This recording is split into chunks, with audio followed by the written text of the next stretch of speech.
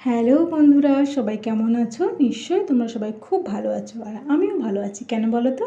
কারণ আমি আমার বাপের বাড়িতে ঘুরতে এসেছি বেশ কিছুদিনের জন্য। অনেক দিন বাদেই এলাম ঘুরতে বাপের বাড়িতে। যাই হোক, মেয়েদের বাপের বাড়ি মানে একটা আলাদা ভালো লাগা, ভালোবাসার জায়গা, তাই না? ও সবাইকে জানাই শুভ দুপুরের শুভেচ্ছা। তা আজকে তো বছরের শেষ দিন, আর কালকে বছরের শুরু। তা সবাইকে বলি, পুরাতন বছরের সমস্ত রাগ, অভিমান, দুঃখ সব কিছু ভুলে গিয়ে নতুন বছরের দিকে পা বাড়াও। খুব ভালো কাটুক সবার নতুন বছরটা।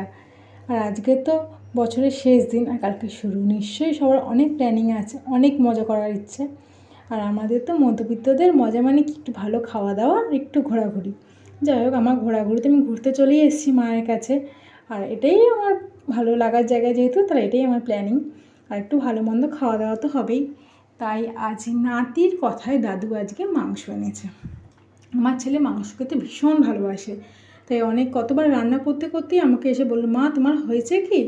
আমি বললাম, তুই তাহলে একটু কষা খা। উনি কষা খাবেন না, একেবারেই খাবে। তা যাই হোক, এখন বন্ধুরা আছে বলে ওনার কষা খাওয়ার কোনো মুডই নেই।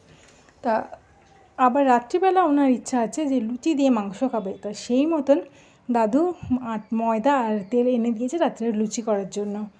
তো যাই হোক, আমাদেরকে তো ফেসবুকে একটা ভিডিও পোস্ট করতেই হবে, তো টপিক খুঁজে পাচ্ছিলাম না। তো এই ভিডিওটাই করলাম। যদি ভালো লাগে তো একটা লাইক আর